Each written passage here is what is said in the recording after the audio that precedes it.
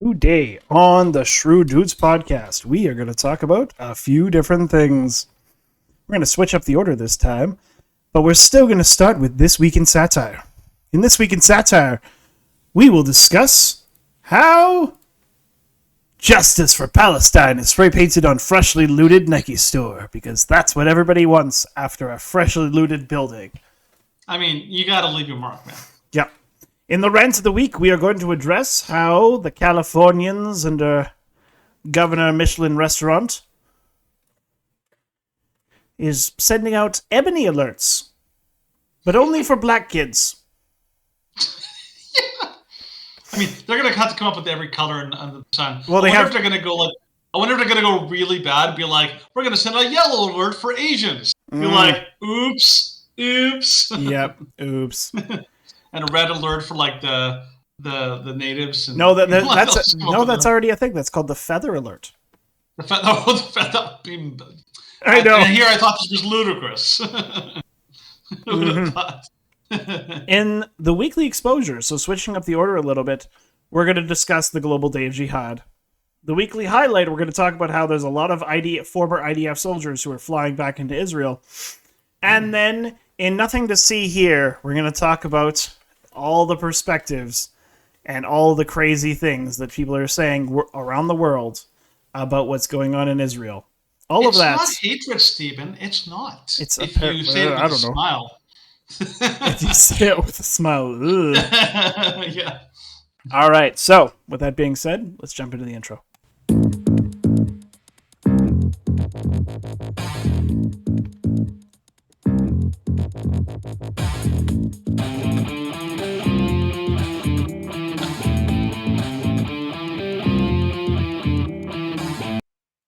All right, we are back for another Thursday edition of the Shrewd Dudes podcast, and we have got an interesting show. So this is, again, Danny being in Kelowna, so if there's some small issues with his internet connection, please forgive him. I will beat him for it later. I do apologize. Yes, he did. He has a beating stick with my name on it, so I have learned my lesson before. He's thinking about it. Quick question for you, Stephen. What in the world is up with the Twitch numbers? How does it work? It's like it goes down to like 1. Oh. And then it goes on to 5, and I'm like, wait, like I know that there's more than one person watching. Like, how is this? It's like, very strange. Does anybody know how it works?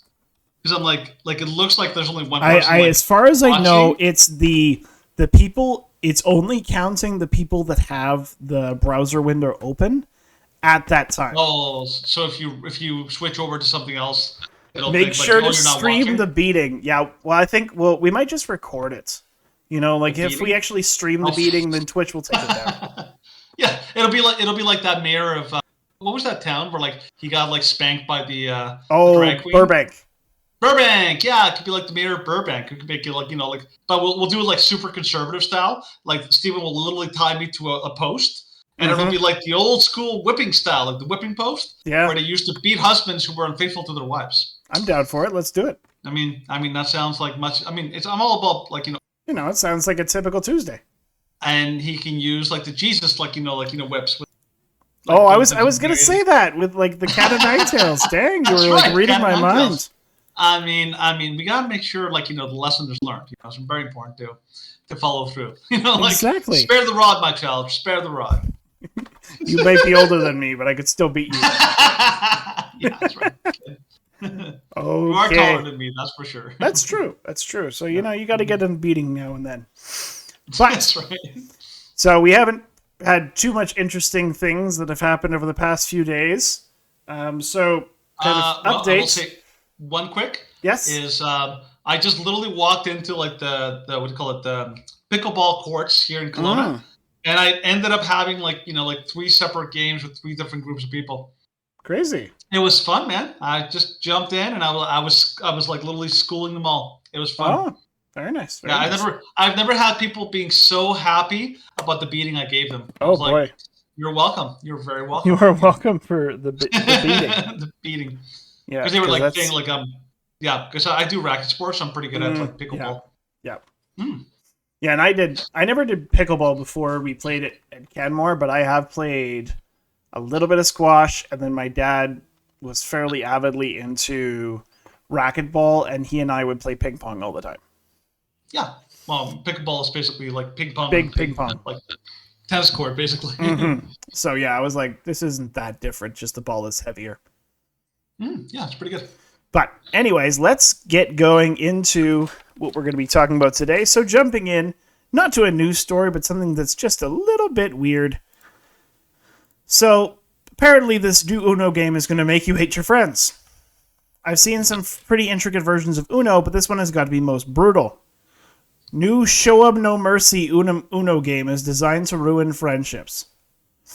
Yeah, I love this idea. It's going to be your favorite Uno itself.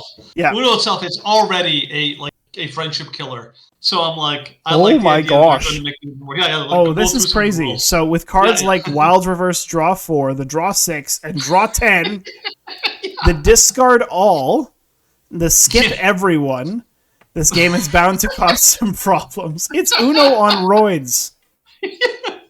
And if you have too many cards, 25, it's like you're eliminated. There's an out, like, it's the mercy rule. It's called the mercy rule, but it's basically like it creates an elimination, like, Yeah, game. That's kind of like, nuts. Dang, this game would be like, really harsh. Be like, want to test our friendship? See how resilient it is. It's like it's not very resilient. Uno extreme, and like, bam, it's over. Like, well, we had a good run. Yeah, we get to know you, buddy. Yeah, it's a good run. But you're done now, so burn in hell.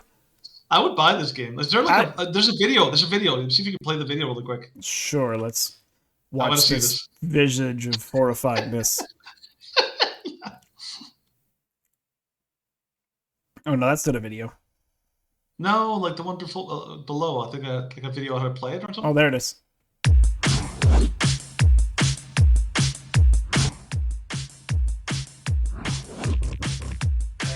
Yeah, okay.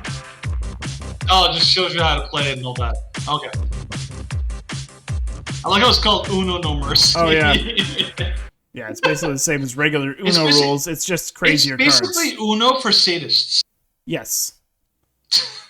I just want to see the plus 10 card. Okay. Sit in there. Like a plus 10. Right there, you see it, right there. Oh, there it is. Yeah, plus 10. Yeah. Can you imagine? It has like I would imagine the mercy rule was used a lot. People are like, yeah, I'm done. 25 cards. I will say, if I'm gonna look into this game, and I'm like, if I think that'd be worth it, I'm actually buy it because I'm kind of bored with Uno, so I might actually be like, this one. I'm like basically the only reason that people have Uno cards anymore is just to be like, ironically, just go up to a server at a restaurant and be like, Uno reverse. Yeah. It's more of a joke now and a meme now. Yeah, it's totally just a playable game. Yeah, it really is. So yeah, no. Well, that's one thing to look forward to this week. Apparently, something that you should not be looking forward to is the week in satire. Powerful. Justice for Palestine. Spray painted on freshly looted Nike store. So just a wonderful little visage there. Broken glass and all the merchandise outside, and justice for Palestine. It's a powerful message. It really is. It is. I feel it right here. Like right in my Mm-hmm. All right. Yeah, we have to go our meaningful voices. That's right.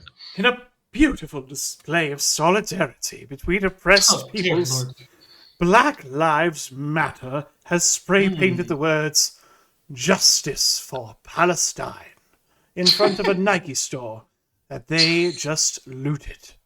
I had a dream that I would loot a Nike store and stand up for the oppressed terrorists of the world. As they murdered all the Jews. All the children, won't somebody think of... I have a dream that all white people will be murdered. God. This got really inappropriate really fast. Dark really quick. Okay, keep going.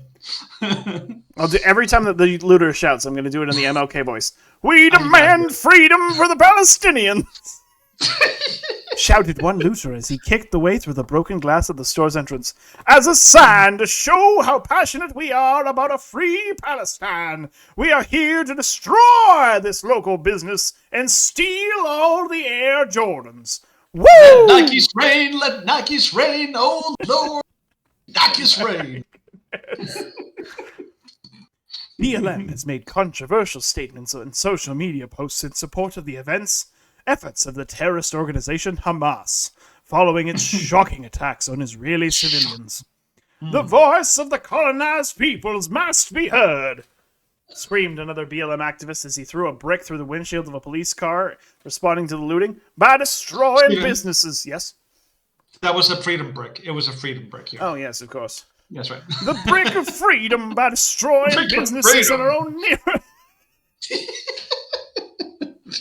It's so hard. Brick of freedom. Gosh.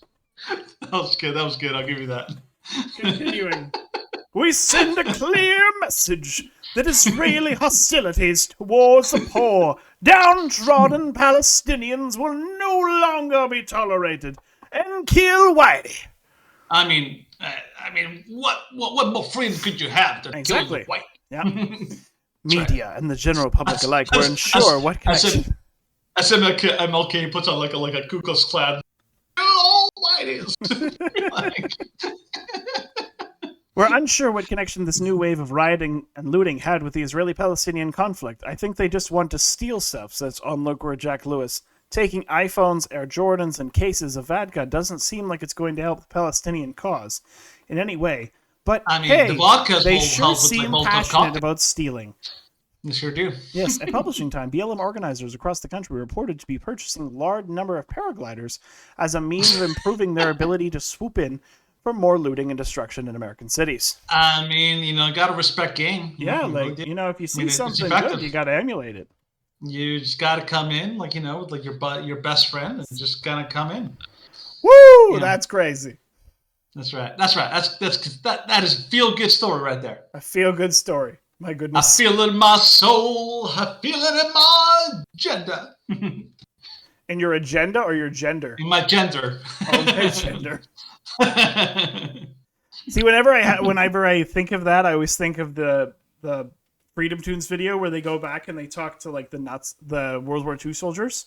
That's right. And they're like he misgendered someone, or like he doesn't believe there are more than two genders, and he's like, of course there are more than two genders. And he's like, thank you. And he's like, the Germans have got their agenda, the Japanese have got their agenda. And he's like, no, not agenda, gender. It's like the joke somebody told me, the Germans, the Nazi Germans, walked into a store, start screaming into the shopkeeper. It's like, where's the Jews? It's like, oh, Jews? Just back there. It's like, we're looking for the Jews. What kind of Jews? What kind of Jews? I got grape juice, and I got orange juice, and I got apple juice. Yeah. So I was like, okay, that was clever. I'll give you that. Yes. somewhat funny, yes. Somewhat funny. Somewhat funny, but not that funny. But speaking of things that are not funny in any way, let's talk about the rant of the week. Mm-hmm. Red alert.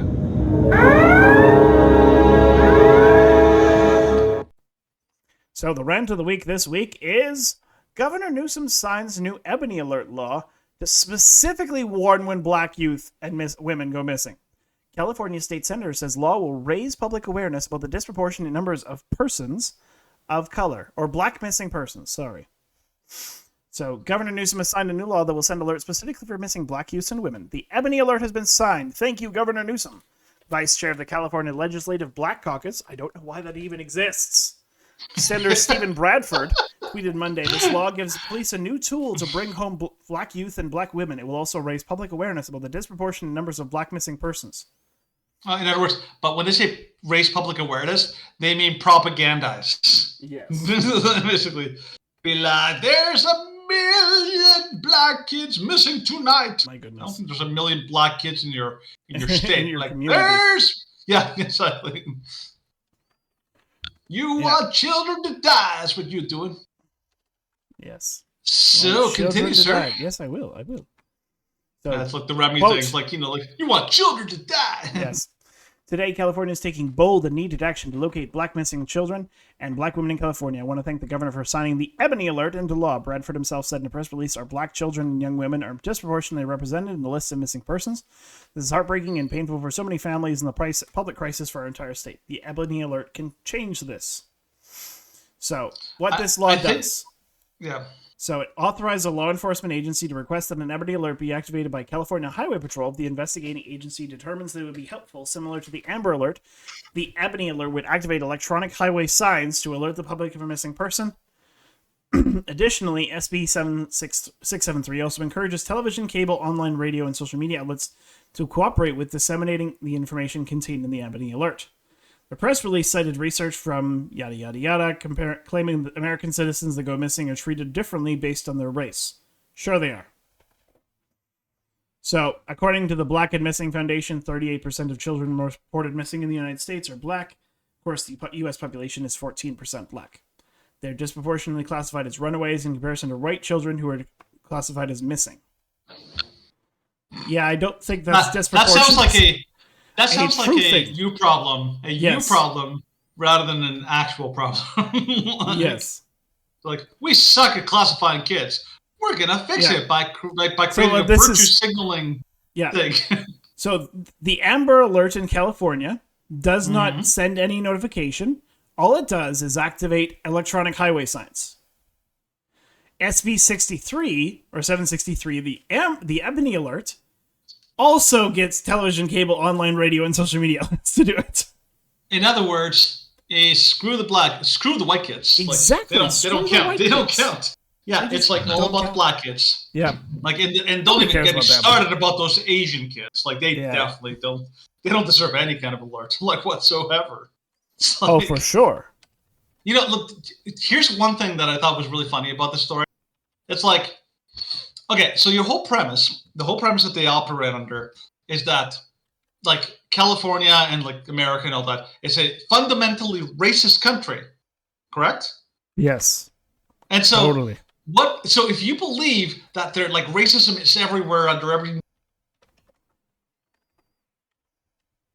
is guilty of racism, you've just created a system where the races, the white people who are, like, super racist and all that, they'd be like, Amber, like, you know, Ebony Alert, cool, turn off. Like, you basically created the perfect way for them to not care at all about a missing child.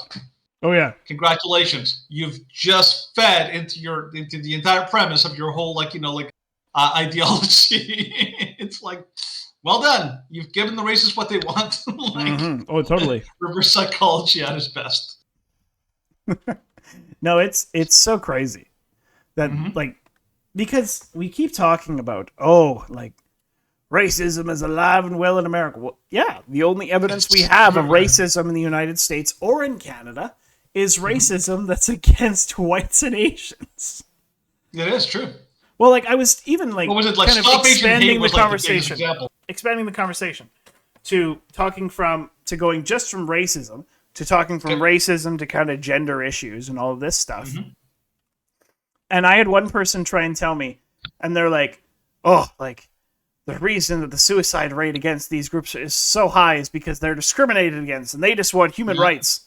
And I'm like, name one law. Oppressed. And they point me to this, like, webpage, which is like anti-LGBTQ laws. And I'm like, okay, read those laws and tell me which ones aren't about having LGBTQ individuals or instruction passed on or pushed towards children. And they're like, you just don't understand the issue. And I'm like, really? And I'm like, if you're actually trying, like, if you're advocating for against laws that make it illegal for drag queens to perform sexual shows in front of children, or for children to be given hormone replacement therapy, puberty blockers. Like, if you're arguing against those bans, then you are exposing children to abuse. They're like, you just hate the LGBTQ community. And I'm like, no, that's not how that works. Not even remotely close, actually. Yeah. So the funny thing is that, like, the left is, like, I think their biggest skill is coming up with solutions to their solutions never solve the problems. That is what they're really, really good at. They're amazing at doing that. It's like, hey, we're going to ban straws. Okay, what does that solve? We're going to ban straws. It's like, nothing is no. Say it louder. Like, that's all you need to know. Exactly. Straws are gone. We've saved the earth. How did you save the earth exactly? Because straws are gone. Straws Have are you ever gone. heard of a circular argument? Yes. Shut up. You're just being mean. Yeah, pretty much. Racist. Like, how's that racist about straws? Like, straws are white. Like, wouldn't that be like anti-racist? It's like, nah, you're a professional arguer. I'm like, yeah, keep it going. Sure. The problem, like so the Ebony Alert is basically like it's like I think like I've always advocated that there should be a hat created for Democrats, like a blue hat with like the polar opposite of the words "Make America Great Again" with the words "Make Racism Great Again." Because that is what they're good. They're really good at reviving racism.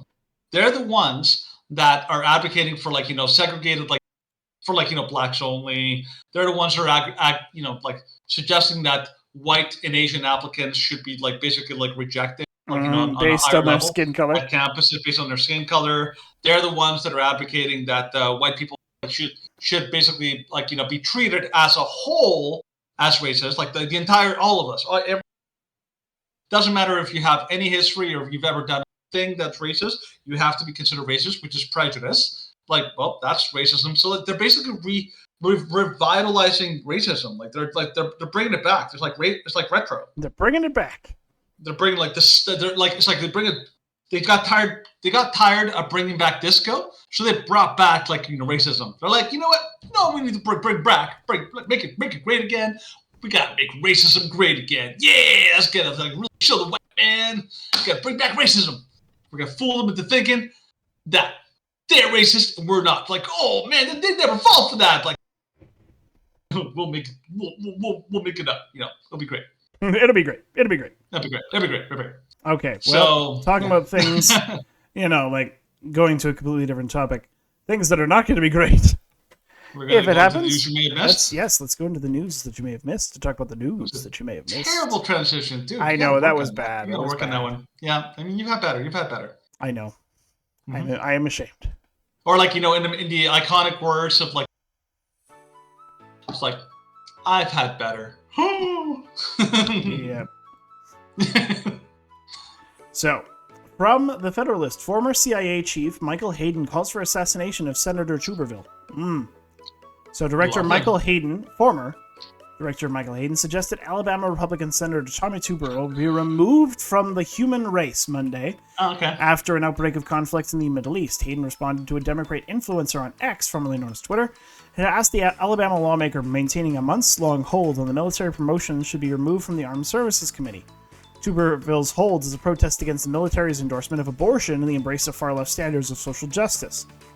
So, Nathalie Jacoby says, should Tommy Tuberville be removed from this committee? How about the human race? Hayden suggested. It's in murder.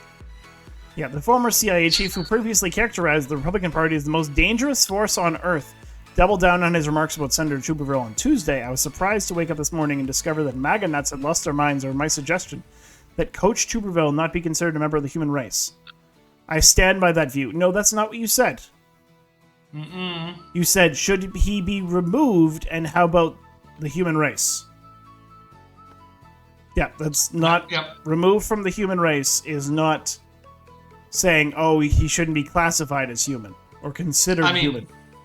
I mean, to be fair, he's a Democrat, so they believe, true. Orwell, It's like, I didn't say that. Quick, change the history. They just change it quick. Before they know catch on. Change it quick. It's like what happened with Rono was accusing Amy Coney Barrett. Mm-hmm. She's saying you can't say the word sexual orientation. Sexual orientation. That's a slur. That's slur against them. And then it's quick, and almost immediately they change the dictionary definition.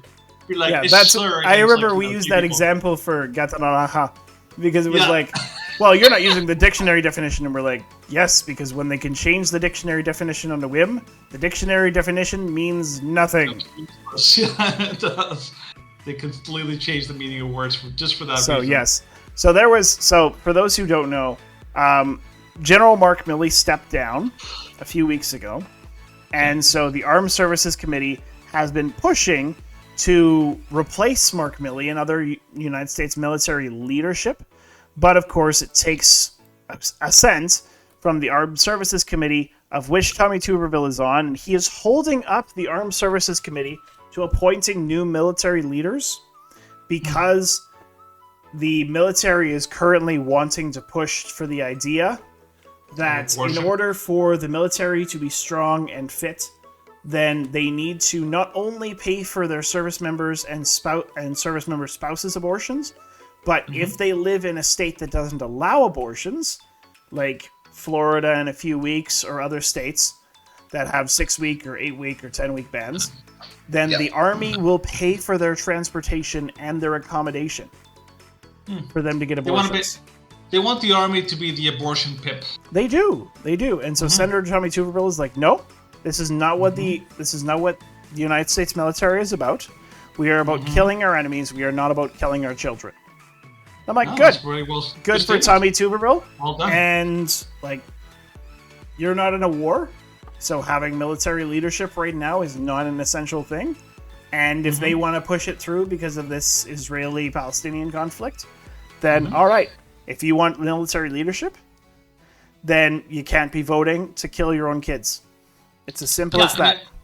It's a very simple equation. I'm like, if you have private funds, like if you're like a private company, like, you know, I don't know, let's say Bud Light, you can donate your money wherever you want. That's your right as a private company. You basically can donate your money because like you have that choice because it's your money. Okay. However, if you are a public, like, you know, like a public sector kind of like, you know, or anything, whether it's the army, whether it's like, you know, healthcare, whatever, that money is not yours. It's the people's money, and you have to basically honor the people. So you can't use money on controversial things like abortion. That is the argument, because that money was given by both supporters and opponents of abortion. You should not be like, you know, like be sending them money to them, because like half the country does not support, actually more than half the country does not support abortion. So yeah, it's not a simple equation to kind of, it's not. Argue against. It's a simple pushback. So speaking of pushback, let's talk about the New York Poster. See, that's transition, eh? That's not bad. Let's talk about the plus size influencer. Yeah, but I wouldn't say pushback. I'd say pushing down. I'd say like, you know, push back is like, you know, her belly fat, her muffin. Oh, like yeah, she has to push you back against the seats. Yeah. Yes, well, it's no longer just the airplane seats. That's now right, it's the hallways. It's everything needs to be like opened up. So New York plus size influencer who petitioned for free extra plane seats now calls on hotels to enlarge hallways. It's so crazy. They have to also change highways and cars. Burgers have to be like plus size. I mean, everything has to be like plus size. Oh yeah. So plus size influencer who previously demanded airlines complimentary larger passengers for extra seats, it's now asking hotels around the world to make a number of changes to better accommodate overweight guests, including making the hallways wider. we should also, like, you know, put like a sign on her backside, like wide load. Oh yeah. Like those trucks. Well, if she wants to widen the hallways, then right, then we're going to have, respond like, you know, in kind. warning signs. Yes. We need to kind of, like, you know, have warning signs, like maybe have like one of those signals when she backs up, you know, to make sure she doesn't run over anybody. Kind of important. So in a video posted to her TikTok last month, Lynn Cheney listed several ways hotels can create size-inclusive amenities. She says she's on a mission to revolutionize the make it a more accessible, accepting, accommodating place for all, adding, the needs of plus-size travelers matter just as much as anybody else. We deserve an environment that respects our needs and body diversity, Cheney claimed. Among her many demands were to make elevators and hallways more spacious, allow for easy movement of larger individuals and those using mobility devices. Which I'm guessing she uses. Yes, I'm guessing she does. she's probably too large to get around by like her legs are like literally like like buckle every time. Well, that's probably why she's asking for the wider hallways, is because with her mobility scooter she has to walk alongside her like carriage that has her luggage. So she can't pull her luggage; she has to like push it alongside with her. So it needs to be wider to accommodate for her. Can you actually play the video that she posted? Sure. I mean, again, I have to. I mean, we're already going in. Oh, no, that's just we're going in wide, Stephen. We're going in wide. There it is. Let's go. Okay. No. Well, now I have to refresh the page. That is a big person. Dang it. Can you? The travel industry and make it a more accessible, accepting, accommodating place for all. The needs of plus-size travelers matter just as much as anybody else, and today I'm going to cover what we are looking for in accessible, size-inclusive hotel amenities. Size-inclusive hotel amenities are crucial for ensuring that plus-size travelers feel welcomed, accommodated, and comfortable during their stay. We deserve an environment that respects our needs and body diversity. These are the exact steps that hotels can take to be more size-inclusive and accessible for travelers of all sizes. Number 1 on the list, provide sturdy, wider chairs without armrests in guest rooms, lobbies, and common areas to accommodate different body sizes and types. Number 2 on the list, ensure beds with strong support and a higher weight capacity, along with providing reinforced chairs and wider bathroom facilities. Number 3, make elevators and hallways spacious to allow for easy movement of larger individuals and those utilizing mobility devices. Number 4, install grab bars in showers and near toilets. Offer adjustable handheld shower heads and raised toilet seats for added accessibility. Number 5, train staff to be respectful, understanding, and accommodating to travelers of all sizes. Number 6, provide pool lifts and handrails at the entry of the pool. This will allow for plus-size guests and guests with different abilities to enjoy all. Did she just say a lift? Yep. She just said a lift to get out of the pool. Yep, they need a lift. Get out of the pool. Yeah, my phrase is get out of the pool. I think they almost like need to like have. Conquer Worm, I just threw up a bit. Because so did we all. I think when she dives into the pool, like the entire pool is empty. All that. So you have it's just one of those like. I got the warning for the crowd, like all the children, like traumatized. Like like maybe they could like have a show, like like on the side, like when she swims by, she does. They have a splash zone for her, just like when she comes by, like like Shammy the whale and all that. So it's very important stuff. Yep. Here's the thing. No, there's a reason why there's universal sizes for everything. Yes. Okay? In Asia, guess what? Everything's smaller. My brother went to like Japan, China, a lot of places. A lot of things there in hotels and a lot of places, everything's small. You know why, Stephen?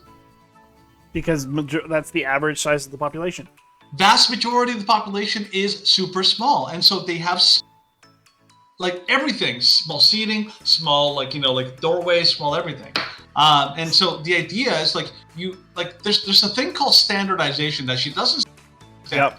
There's standardization, which means that you have to try to make something that universally works. Now, right now, in my sister's, I'm at my family's house.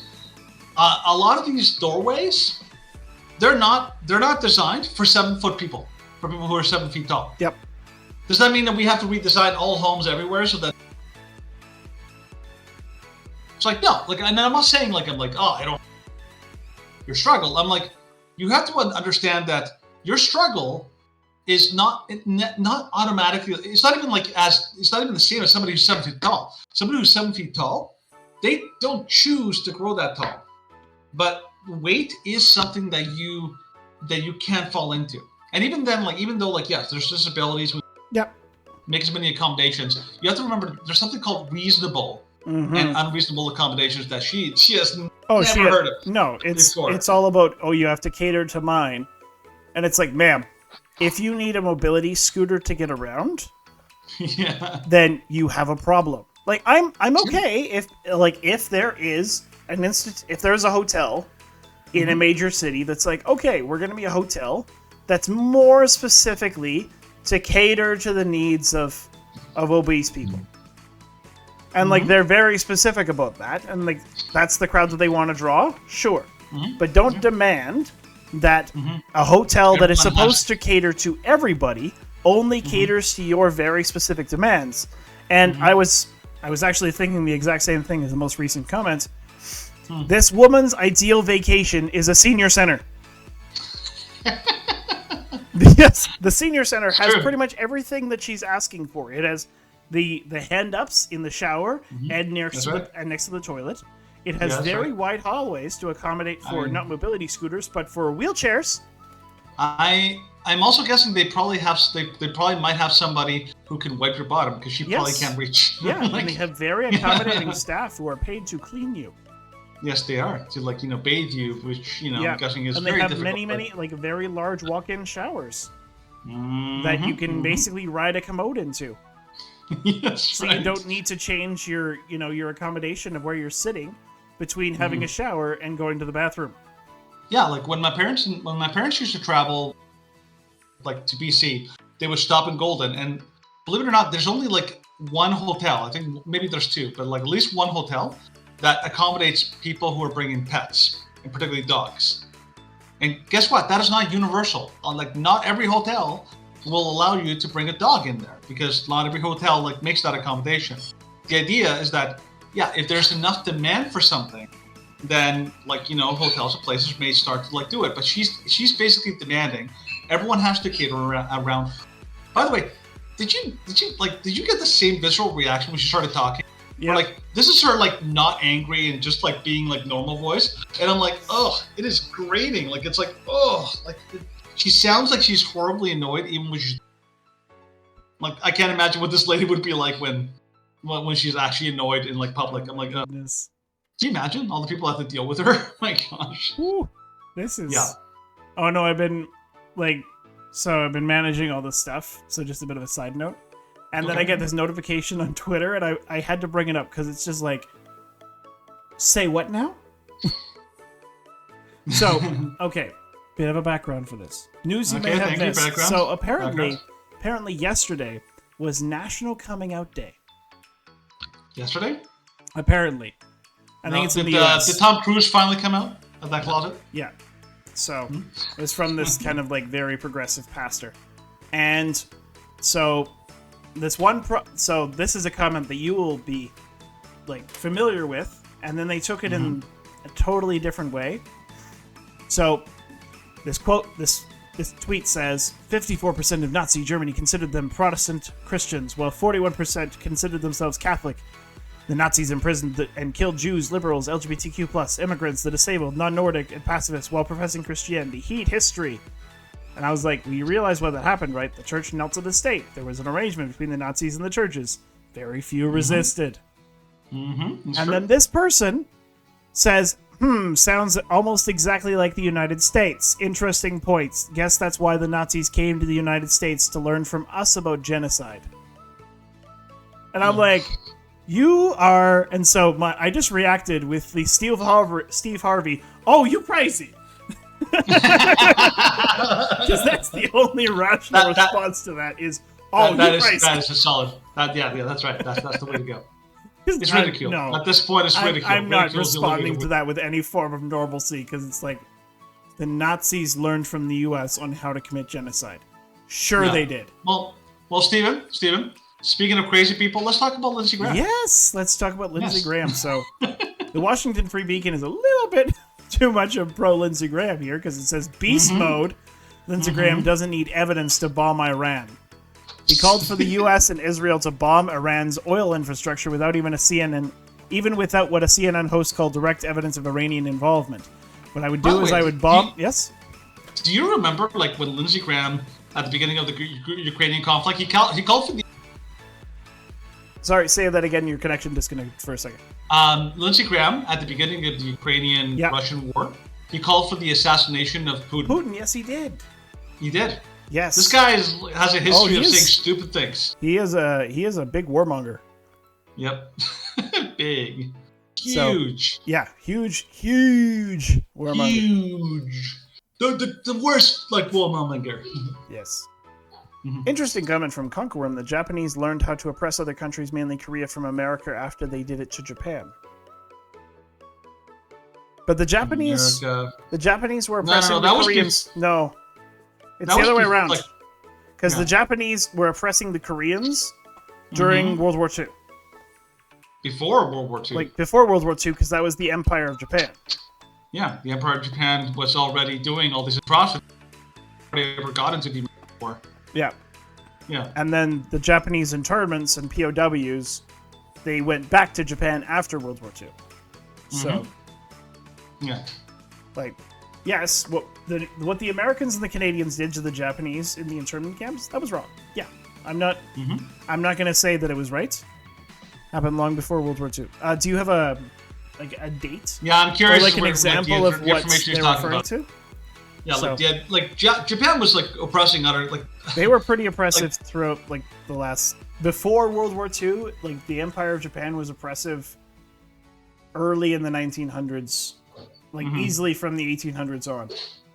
Yeah, you'd have to kind of like because you have to remember a lot of the oppression that happened like during and after World War II from Japan was based on like a very like Asians are extremely racist. Yes, like, they especially really to do each not other. Like each other. No. Yeah, especially to each like, other. Well, because in World War II, in World War II, we teamed up with the Chinese. Nowadays, that's unthinkable. But yes, in World War II, we did team up with the Chinese and the Russians and the Filipinos, I believe, against the Japanese. Like the Japanese were hated by everybody, and there was several famous incidents in Japan where they tried to invade China and tried to invade Korea several times in, I believe, the 1700s and 1800s. Yeah, you'd have to make a really solid argument for like how thought oppress other countries. I think that's a difficult case to make. Because oppression existed long before America ever had a world presence. So yeah. Anyway, so next, go back to Lindsey Graham. Yeah, the money financing terrorism comes from Iran. That is true. It's time for this terrorist state to pay the price for financing and supporting all this chaos. When Philip asked Graham if he would want the United States and Israel to bomb Iran, even in the absence of direct evidence of their involvement in this attack, Graham said, yeah. Graham's comments come. Play the video. Let's play the video. Fine. How long is the video? It's only 25. I don't know. 2, 1. You're saying that you would want the United States and Israel to bomb Iran, even in the absence of direct evidence of their involvement in this attack. Yeah. See, this is like trying to present Lindsey Graham as machismo, and I'm like, no. He's not machismo. Well, no, it's just like, yeah, we should bomb them. It's like, no, that's not machismo. It's just Lindsey Graham. You're a warmongering psychopath. It's like they almost like put down like the gangster, like, you know, like glasses down with the pipe or something like that. The Snoop. Yeah, it's like that is. See, the problem is like, you know, you hear all these political talking heads, politicians or people like that, and they just say things like that, and you're just like why? Like, have you thought this through at all? Like the idea, the repercussions, like it's like simplistic solutions. You're like, you can't be serious right now. Like, you know, you have to give a solid, logistical exploration of why you think that's a good idea. Why you think this is a good idea? Because this is not. It's like no. Because bombing Iran, it's like, okay, if the United States bombed Iran, then you'd have a decent chunk of the Middle East allying themselves with Iran, and then you'd have the United States and Israel, and you'd have a war in the Middle East, and then China would probably seize upon that opportunity and attack Taiwan, and then Russia would probably take that opportunity, and they'd be like, well, you guys are focusing on the war in the Middle East, and focusing on China, and, like, bombing Iran would likely have global repercussions, and there'd be a decent shot of causing World War III. No, it would be World War I style, like, you know, like escalation, because Syria is heavily supported and, like, you know, backed by Russia, and Iran is seriously supported and backed by China. So if you're going to basically launch like some kind of like if you get into a with Syria, you better believe that Russia's going to get involved. And if you get into a hot war with Iran, you better believe that China's probably going to get involved as well. I mean, it's not a proxy war. Yeah, like, well, I will say one thing that I will say this. I normally never praise Joe Biden for anything. Like, the guy is like literally a sack of dead potatoes, you know, like being paraded around like a real person. but his speech that he gave, like, you know, about, like, you know, like the whole situation in Israel was actually good. I mean, he's like, yep, we've like ramped up our, like, you know, like our military in like the Mediterranean. I've got like more warships and all that. And he basically told them, like, if you're thinking of like taking an opportunity right now to like do something bad or naughty, like, don't do it. And I was like, thank you. Like, thank you. That's actually the right move. Well done, Mr. Sack Potatoes. Like, Mr. Sack Potato. I mean, even a broken clock is right twice a day, right? Mm-hmm. Oh yeah, he did something right. Yeah. Yeah. So I don't know. Like, I think it's we have to be really careful right now, because a lot of people are seeing a lot of stupid things, especially like in times like this. I'm like, yeah, we have to make smart choices. We need to learn from Afghanistan, and we need to learn from the Iraq War. That just like knee-jerk like reactions are probably not the correct ones. We should probably like make better choices. Yeah, with our military. Yeah. So of course, in the comments, we're having APC is saying that Australia and USA should back up Israel, and they should support. They should back them up, but they shouldn't back them up by sending boots on the ground. They should back them up by providing logistical support, and they should they should actually be putting in an effort to free all the hostages, especially the ones that are American and the ones that are non-Israeli, from foreign sources. Because, of course, they're their own citizens, and they have a duty to their own citizens, but they do not have a duty to their citizens to attack on a foreign target on foreign soil. Absolutely. If there is, of course, an attack in the United States that can be directly linked to Palestine, to Iran, to Egypt, or any of these places, then yes. If you are attacked, then that's a declaration of war. Yeah, and I think right now America does not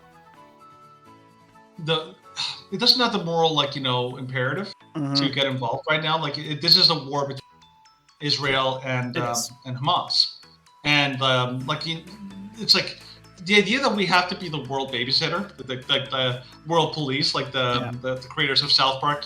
America, Nick, yeah. I think that's just a terrible idea. Like, you know, like we have to make decisions on a world scale, like what isn't appropriate, like, you know, escalation of war or something like that. Like that's what we have to do.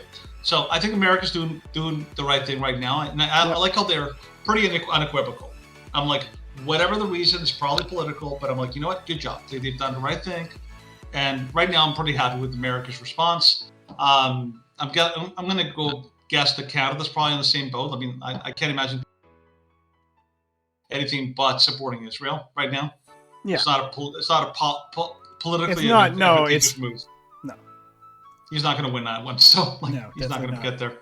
So, anyways, last story. So this is from CTV News Toronto. Incident at Toronto Hebrew School being investigated as police say. So, is there a video there you can play? The video is from the police chief. And it's basically just a video of the school. Oh, the entire press conference? Yeah, well, it's kind of like interviewing passerby. Okay. So here, like, let me read some of the story. So, an incident occurred less than an hour after police announced an increased presence due to global online threats. It is being investigated as a hate crime. In a post to X, formerly Twitter, I like how they all have to say that now. Why don't you just call it Twitter X? You know, that would just be so much simpler. Twitter X, like X version. Police said that they received a report that 3 male suspects had attempted the Tenenbaum Community Hebrew Academy of Toronto, chat, okay, that's cool, in North York, and were asked to leave by security. The suspects then made threats to the school located near Shep. Thank you for telling us where it is. Police said officers searched the area and located the suspects. All the food is unclear what charges, if any, have been laid. Hate crime investigation of the incident is now underway. It's letters to parents. The school said the 3 suspects had approached students who were walking in the area and made threats. For an anxious period of time, our community is very concerned about security at this time. Hey, Maggie. We know that the hate crimes can increase against. It sounds like some shady character snuck into a Jewish school and we're up to no good. And like, again, credit where credit is due. If the police is responding appropriately, yep, no, they did. I'm like, good job. They did. But of course, the reason that this became an issue is because that people are seeing what's going on in Israel and they're getting encouragement. They're like, oh, people are celebrating the deaths of Jews. They're celebrating the destruction of the state of Israel. And so, well, we believe the same thing they do. So why don't we target our own Jewish schools here? It's like, why don't we continue? Anti-Semitism is cool again. It's so good. We go to Jewish school. We rough up the kids a bit. It's okay because anti-Semitism totally okay. It's like, my goodness. Woo! Danny with the dark takes. Yeah, that's right. Damn, Daniel. Yeah, that's right. That's the thing. People embolden when things like this are allowed to go without any pushback or any kind of counterpoint or something like that, right? So, so I'm not surprised that these kind of things do happen, and you have to be extra vigilant at times like this. I'm glad that the Alberta government, like Daniel Smith, they put out a statement saying we're basically watching for any kind of bad actors, in these kind of protests will probably happen, right? So we'll see what happens there. Yeah. But so happening to schools near you right now. Got to be extra careful, other people. Oh yes, you do. But all right, man. Do you want to do the last? No, this is the next. The second last stories. This is the weekly exposure, right? Yes, this is the weekly exposure. So yeah. Still, that's all I gotta say about that. That's all I gotta say about that. But continuing in that same vein, we have. I haven't switched the story yet. Newsweek. Has Hamas called for a global day of jihad? What to know? So as Israel prepares for its ground assault in Gaza following attacks by Hamas, the militant group's former leader has called for protests around the world and has said it is the time for jihad, a term that has been widely used by the group and other Islamist militants in the context of holy war. Hamas, of course, seeks the destruction of Israel and its replacement with an Islamic state. They made an unprecedented attack on Saturday, and at least 1,300 people were killed. And Israel subsequently launched heaviest airstrikes on Gaza, with at least 1,400 people have been killed in the enclave, according to the Palestinian Health Ministry. So, this is what he said. So he was the leader of the political wing of Hamas from 1996 to 2017. So a very prominent leader, tasked with building relations with the Sunni Muslim powers such as Turkey, Saudi Arabia, Qatar, and Egypt. So this is what he said in 2014, but what did he say this week? So, quote, I call on you, me being included as well, as we're all responsible for this to start with the things we are used to, but with a higher calling, a higher ceiling. First of all, for anger to head to the squares and the street of the Arab and the Islamic world on Friday, the Friday of Al-Aqsa flood. Deliver a message to the squares and the streets, a message of anger that we are with Palestine, that we are with Gaza, with Al-Aqsa, with Jerusalem, that we are part of this battle. This is first. Second, Gaza is calling for you to help with relief and money, with whatever you own, whatever can help. This is the moment of truth. What should we answer? We are facing truth, and here I say clearly, without hesitation, this is the moment for the nation to join in the fight, to fight with them. I call firstly the surrounding countries, Jordan, Syria, Lebanon, and Egypt, all of its sons and daughters, officially and popularly. Your duty is bigger because you are closer to Palestine. Tribes of Jordan, sons of Jordan, brothers and sisters of Jordan from all sides of the backgrounds. This is a moment of truth, and the borders are close to you. You know what your responsibility is, and there's replies to all nations, to all scholars who teach jihad for the sake of God and who preach the fighters and the martyrs, to all who teach and learn. This is a moment of application of theories so that words are not just words. I wonder if that was actually added by Newsweek. Probably was. Theories, yeah. Yeah, well, translations are sometimes kind of questionable in that way, but this is a crazy statement. You know that's called, right? A call to action? No, a fatwa. Yes, that's true. That is the... So for those who aren't familiar, like a fatwa, Islamic theology, is basically like something that's actually it is something really, in the Quran. Like it's actually taught in the Quran and some of the Hadith teachings. The idea is you can have a holy call to action that leaders, either leaders of mosques or major kind of whatever, they can basically call. It's like a hit. Like they can basically call.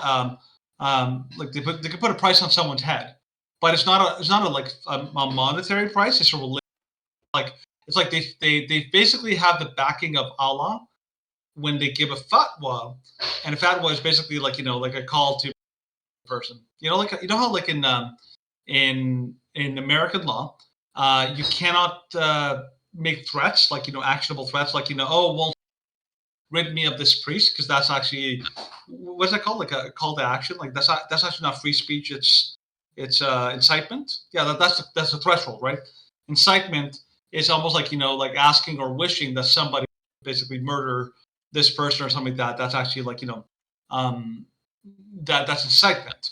And so a fatwa is basically the most defensible or the most provable form of incitement, which is what a fatwa is. It's basically it's a call. It's a direct call to do something, either to apprehend or to kill the person involved.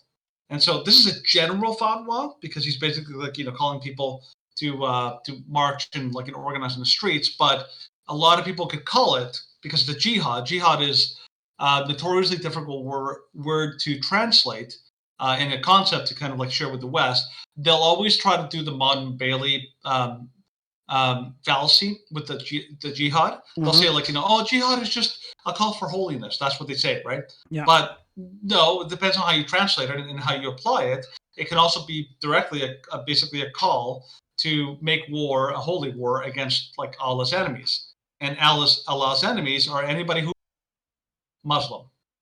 Anybody who's not with them is their enemy, and so they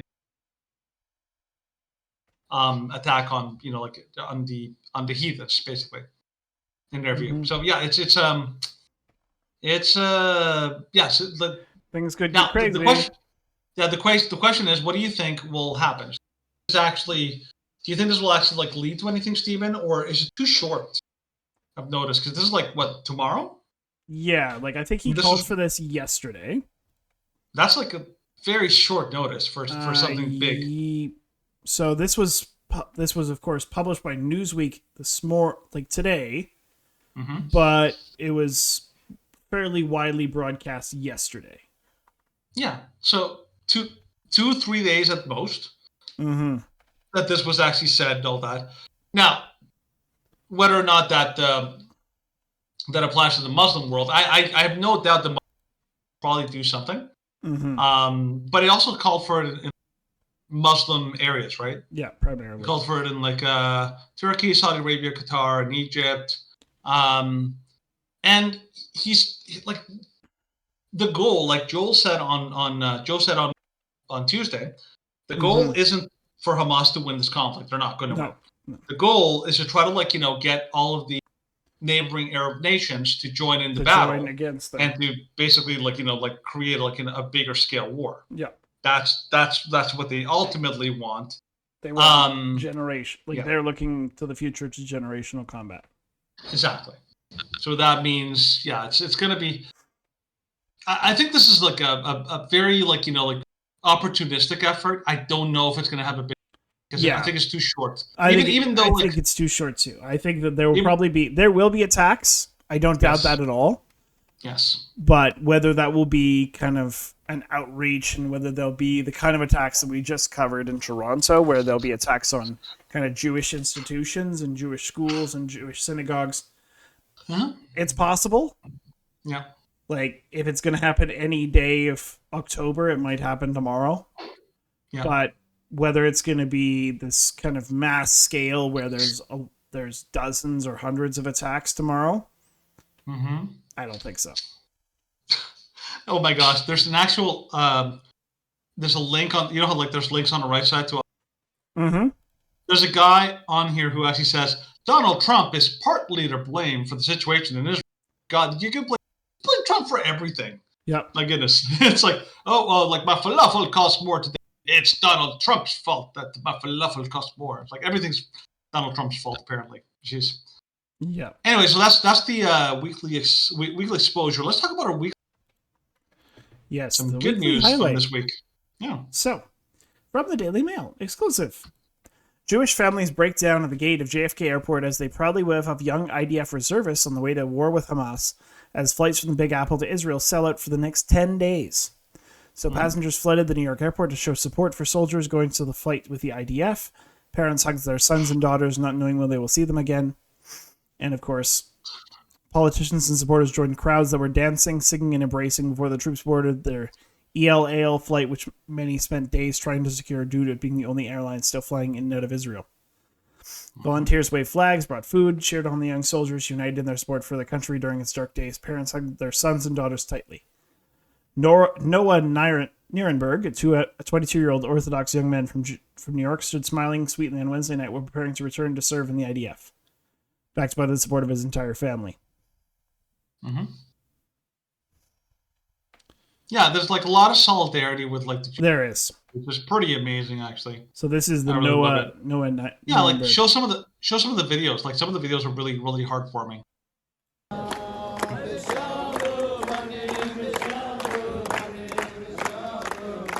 The Jewish community in New York is very big. Mm-hmm. Tons of Jews over there. The Hasidic Jews are especially really popular over there. There's another video below. If you go down a little bit.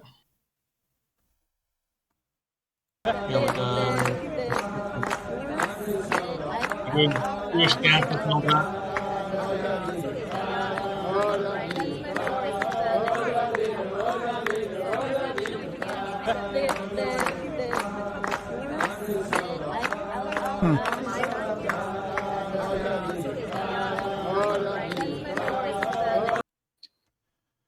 Yeah.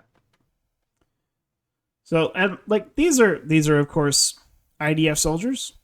So, like this is very different to have IDF reservists go to fight this compared to having like American soldiers and American boots on the ground, because these of course are individuals that are Israeli. Absolutely. So if they're native Israelis, then of course they're going to feel a connection to their homeland, connection to their families that are there. Like we were speaking to John and to Budga on Tuesday. These are people that have family in country and family members and friends that are fighting against the terrorist invaders. So we thoroughly support them. Because, like, you also you have to remember, like, you know, in America or Canada especially right now, if we get into like a global conflict, very few people are going to be wanting to volunteer. Like volunteering for, like, to fight a war abroad, to like a war you may not support, is very unlikely to be popular in any kind. However, in Israel, these people are going home to fight for their own people, their own families, their own brethren. There's like a sense of like community among the Jews over there. So like this is like obviously like a very like everyone would jump on board. I think the same thing would happen if Canada or the United States was involved in any kind of conflict where we ourselves were attacked or there's any imminent threat of like attack locally. Like, but the problem in North America is we've never had a situation where we basically had like, you know, threat of invasion from some like foreign nation. Not since the War of 1812. That was the last time that we had that, right? At least a serious threat of it, yeah. A serious threat, yeah.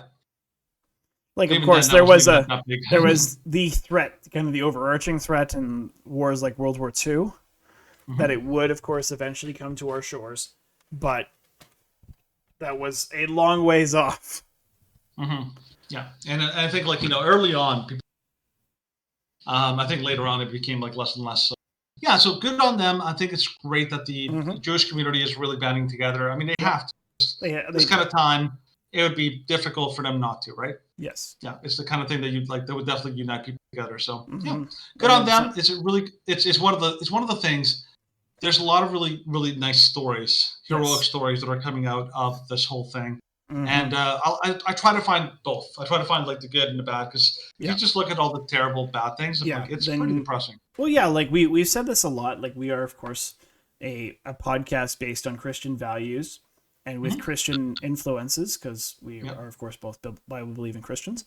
But this is, like, if you only look at the bad of society, then those who are listening to the show, those who are following along and kind of joining us on this journey, but if they do not have a faith and a hope that's from a source that's higher than themselves, they will see what's going on in society and they will start to despair. There will be a loss of hope, a loss of joy.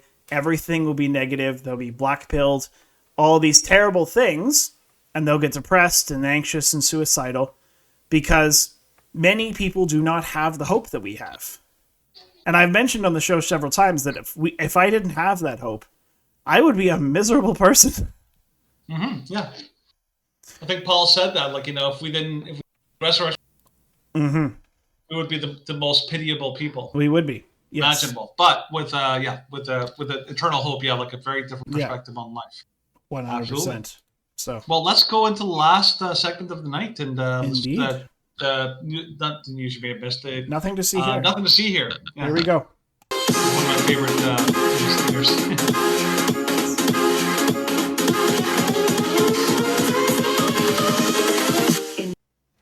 Okay. So, first off, starting with a Twitter video from an account from Simon Ateba. So, yeah, by the way, before you start that, I have a theme for this segment. It's the justification and downplaying of evil. Yes. So this is the start. Jewish student at the University of Washington witnessing a rally breaks down. They want our people dead. They want us killed. And so part of it. How is it allowed?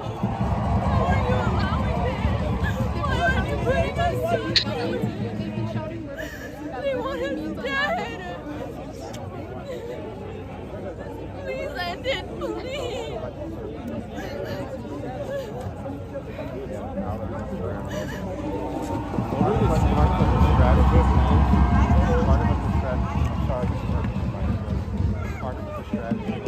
This isn't about what happens in the weekend. Why can't they just go up there?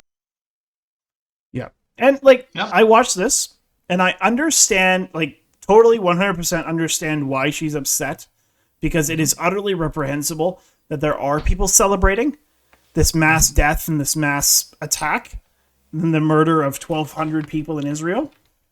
But I disagree with her attempts to kind of silence it and censor it, because what we need is events like this, not just to happen, but we need to put the spotlight on them.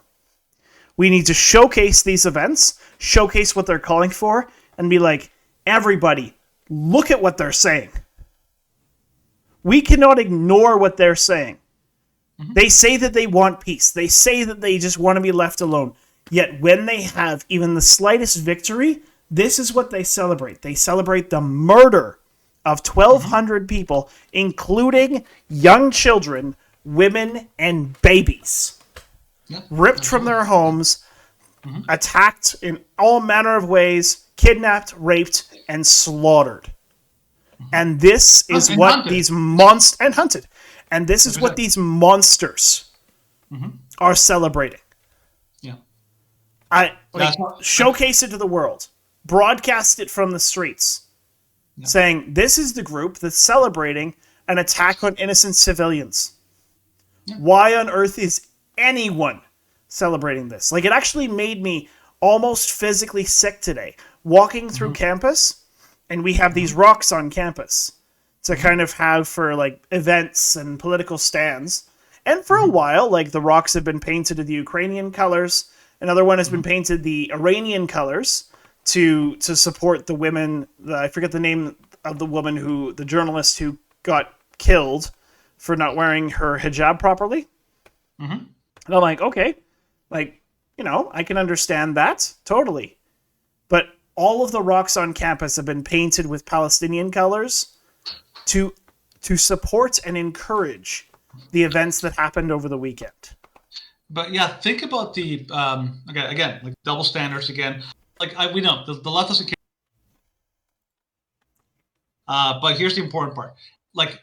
If you've noticed over the last year and a half, 2 years, however long the war in Ukraine and Russia has been, you're not allowed to say anything positive about Russia, period. It's basically blacklisted.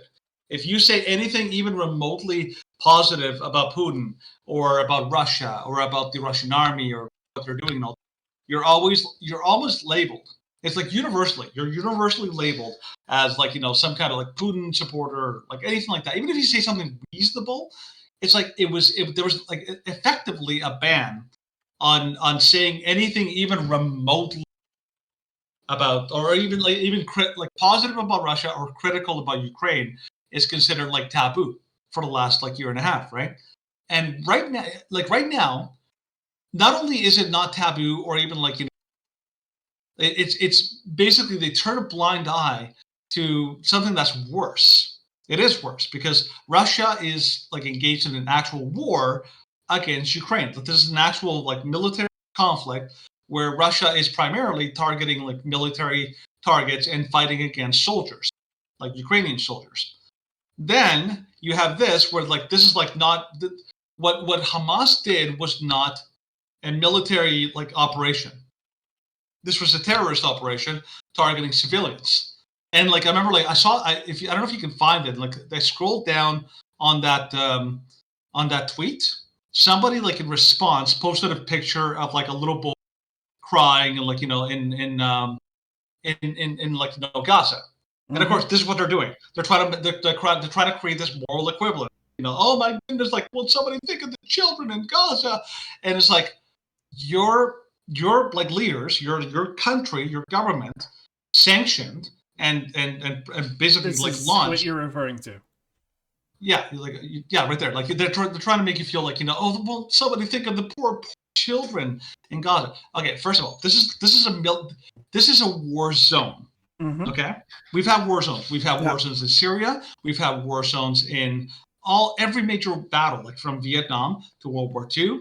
Like civilian targets, like were targeted in London, and in Germany, and in Japan. Like this is what happens when there's war. Like the question you need to ask is who launched this war? Who basically like did like the atrocity? And now you're like crying because like they're now retaliating. Like your country or your country like the Gaza Strip, your leaders basically started. They committed an act of war, a brutal act of war, and now you're crying that like oh wait, there's war now. Like like we're the victims. We're the ones like murdered like thousands of Israeli like civilians, but no, now we're the victims. We're now in a war that we started and we fully knew what happened would come to our people. They don't give a crap about their people. They really don't.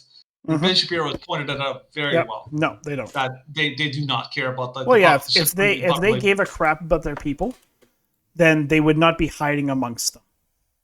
Or like even or preventing them from evacuating. Yes, they would, because they're too valuable. If they were, was that video not from Syria? The video of the child?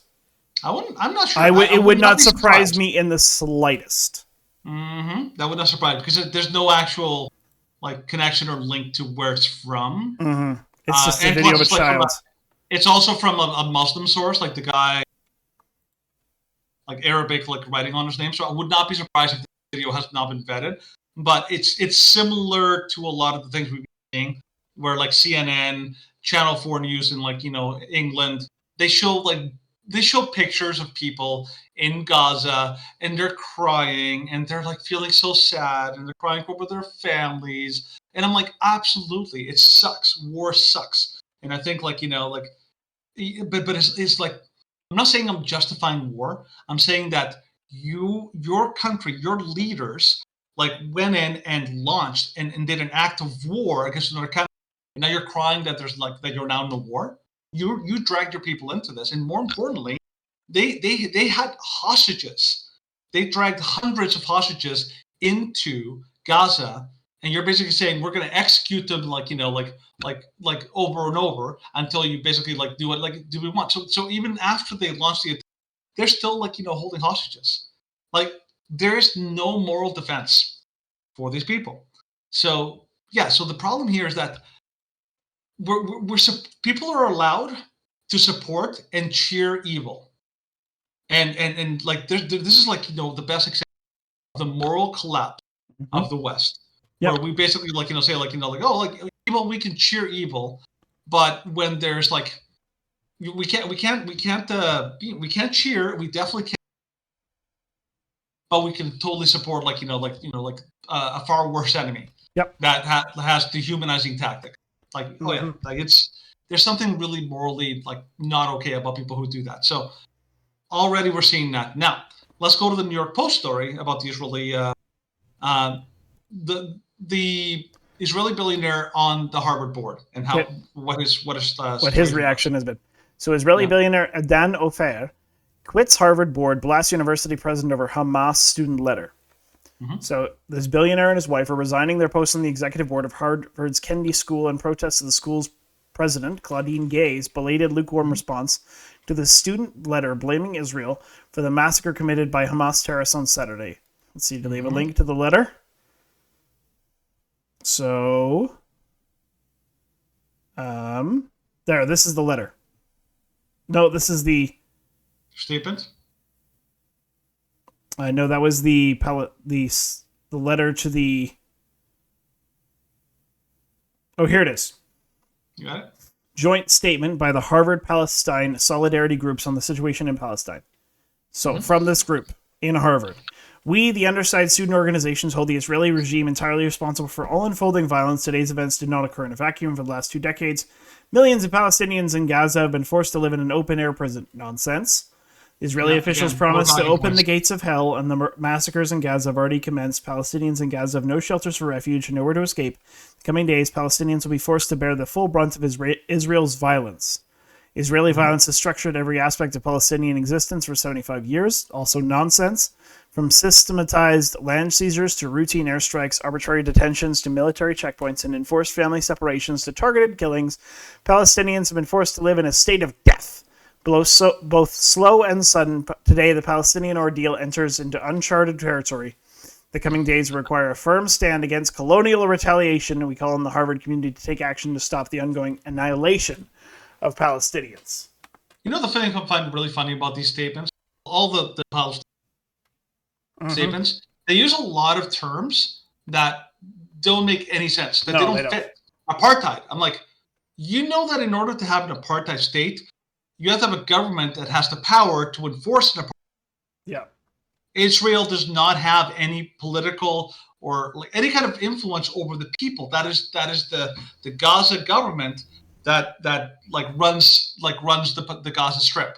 Which means you can't have apartheid when you don't have a government that is enforcing apartheid. It's like you can't have Jim Crow, like the USA cannot have Jim Crow in Canada. That is a different country. They do not have any authority or any what do you call it, jurisdiction in Canada, which means that they can't enforce apartheid in another country. It's like I hate to say this, it really bothers me. But I'm like, at this point, people are stupid. People are just legitimately stupid. They fall for these tactics.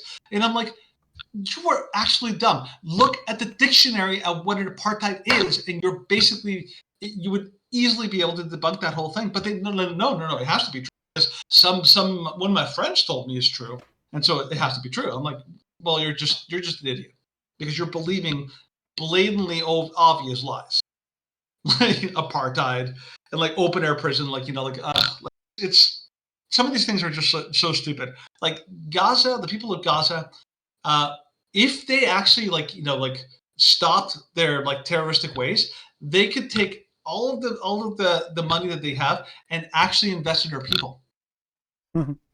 Actually make lives for their people better. But no, it's like they've decided to basically sell out the people. They're fully and totally they're basically no different than communists in Cuba. Yeah. They basically sell their own people out for their communist cause and all that. They're basically who cares about the people? So moral equivalence non-existent here. It's not defensible. Yes. It just isn't. Yeah. But let's continue. So the Ofer, the shipping and chemicals magnate whose net worth is valued at Forbes at $14 billion, said that he and his wife were quitting the board, according to the Hebrew language site The Marker. Ofer and his wife is also a member of the executive board, so they resigned in protest of the shocking and insensitive response by the president of the university, who did not condemn the letter by student organizations who blames Israel for the massacres. The Post has sought comment from the Ofers as well as from Harvard. So Gay, who is the student president, school president Claudine Gays, It's come under fire from Harvard alums, including former school president Larry Summers, who decried the delayed statement from her office in response to the student letter. Mm-hmm. Why can't we give reassurance the university stands squarely against Hamas terror to frighten students when 35 groups of their fellow students appear to be blaming all violence on Israel? Summers wrote in a social media post late on Monday. It would not be, in like, a couple of people have made a really good point. It's not hard. This is not even a difficult thing to do. You can, in the same breath, say, I support Palestine and their quest for, like, you know, whatever liberation, and I condemn the attacks that they were done, the attackers that were done. You can do both. It is not difficult, but that's the thing. These people do not think like we do. They are not reasonable, moral, like they don't have the same moral values as we do. These people are fanatics, and they believe that they're doing like some kind of like, you know, like a good thing by killing innocent people. They believe that this is like the will of Allah. So I'm like, yeah, no, it's oh my gosh, it's nasty.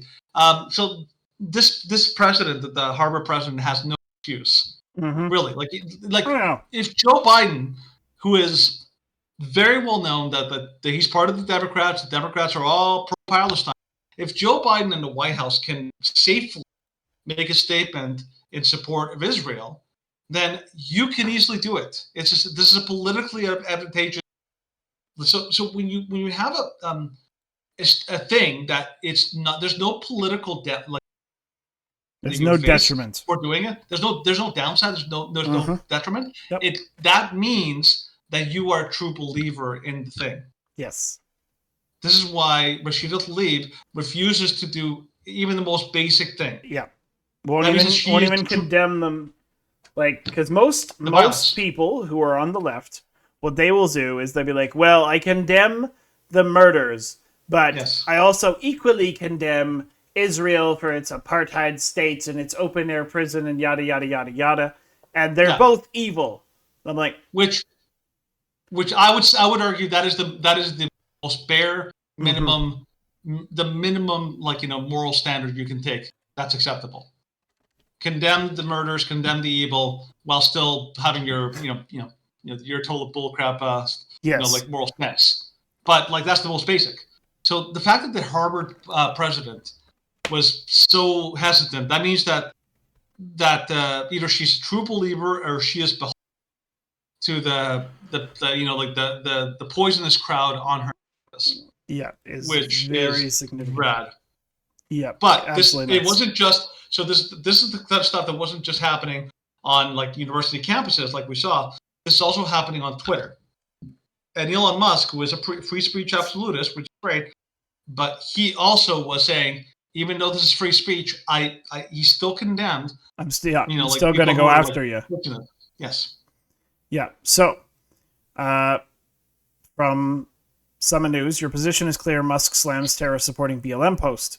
Black Lives Matter formally siding with Hamas is going to complicate the scheduled race riots in 24. Regime is going to have to cook something else up, or maybe Jake Tapper will pretend none of this happened to do propaganda for BLM again. We'll see.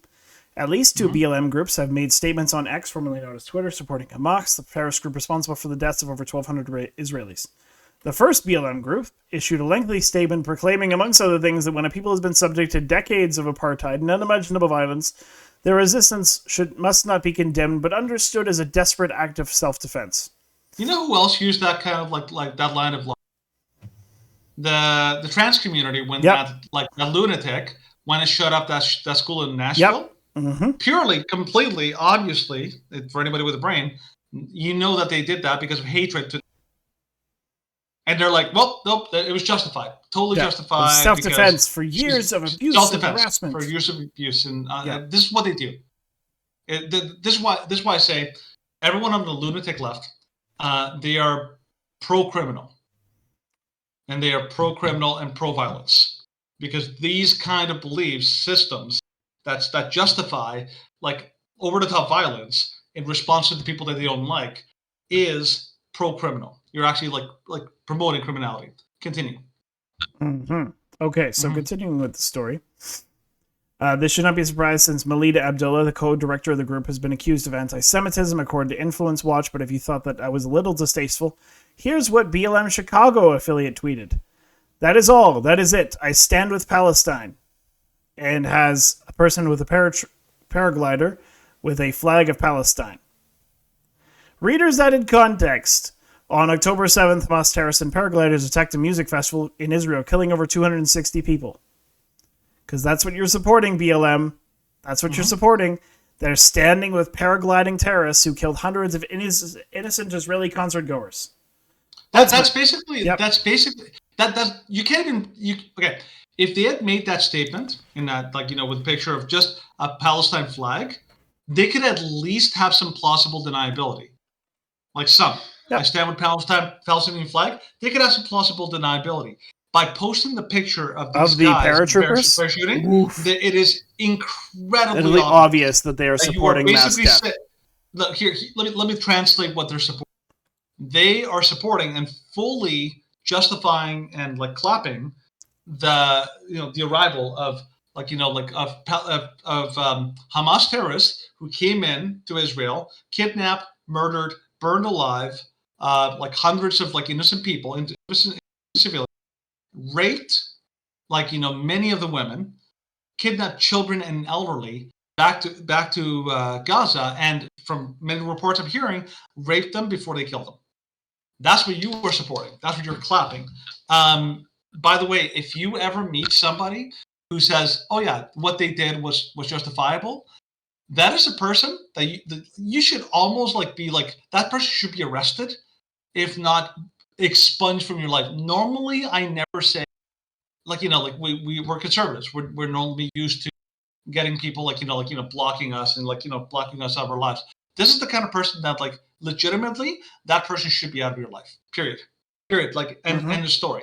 If you meet somebody, if you met somebody, Stephen, on the had a conversation with them, and you talked about what happened, and they're like, "Oh no, I think that was all justified. I think it was good that they murdered, raped children, and all that." Be like, "Yeah, I'm never going to talk to you ever again." You are the embodiment of human garbage. You're basically like the cricket in Puss in Boots. You're an irredeemable monster. Yes, an irredeemable monster is a decent way of putting that. Yeah. Well, and the further down in this post, it says what BLM did is equivalent to posting, if there was Twitter in the aftermath of 9/11, to post the image of the rubble in 9/11 and saying, "I stand with Al Qaeda." Yeah. Yeah. Or having pictures of the beheaded Christians that were put on video by ISIS and beheaded. On video. Yep, and I stand with ISIS. I stand with ISIS. Yep. This is basically equivalent to saying I stand with ISIS. Mm-hmm. Yeah. Yeah, it is the direct and incontrovertible promotion of evil and wickedness. Yeah. And there are I remember, of course, back in 2020, there were people that I knew, people that I had, people that were friends from other family friends, or kind of people that I knew from university, and they put the black... I'm like, why'd you do that? And they're like, oh, we should be supporting them. I'm like, do you realize what BLM is? Do you realize what they've done? And they're like, no, I'm not supporting the movement. And I'm like, no. I'm like, you might not think you are, but you're supporting the movement. You can say, I don't support, police killing unarmed innocent men. Of course, that is, a perfectly rational thing to say. Absolutely. But you cannot say, oh, I have the black square or the black screen on my profile picture, but I don't support Black Lives Matter, the organization. I don't support what they stand for. I'm just doing what they're telling me to do. Mm-hmm. That's called being a sheep. Yes. And they got really, really annoyed at me, and I had several people block me, as I was like, no, you are ignoring all of the evil that they're doing so that you can get accolades from other people on Facebook. And they're like, well, I don't want to be hated. And I'm like, I don't care. And neither should you. Evil is evil. No matter who is standing with you or standing against you. And if you have to lose friends or family members for standing up to evil, then gosh darn it, so be it. Yes, Veldrain, you are 100% right. Do not support BLM. It was a movement based on fallacies created with the media and overrun with socialists. No question. That's 100% true. And like BLM was also like a grift. Like I Oh, know, it like was. we throw the grift, like the word grift, like very. Yeah, we throw it around like candy. That was actually like an actual grift because like the people who were in charge of BLM got very lucrative, like payouts. Yeah. Well, what was that like?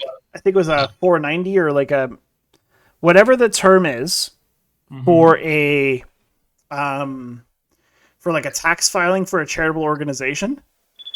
And like people were saying, be like, oh, like BLM has to account for this, and they went and did a press conference, and they're like, anyone like saying that we have to give an accounting of our charitable status and like our financial records, that's racist. No, they literally said it's racist to ask for our like I think it was a 501c3. And so they're like, that is a racist term, 501c3. Oh my gosh. And I'm like, what?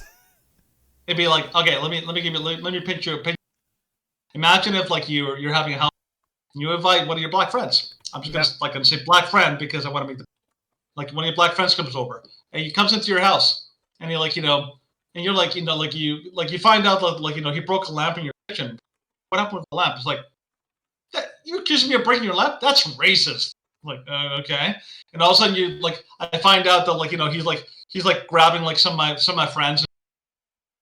I'm like, dude, why are you like, what are you doing with my friends? You're bothering them. It's like, you criticize me? That's racist. Like, and all of a sudden later on, I find out that he's like went into my room and stole a whole bunch of money from my room. And I'm like, dude, did you take money from my room? I'm missing $50 from there and all that. And it's like, you're accusing me? That's racist. They just walks out. I'm like, that's basically what BLM did. Like, that's basically just whenever you're accused of anything, that's just racist. You can't criticize me. I'm I got black immunity. Never leaves the house without it.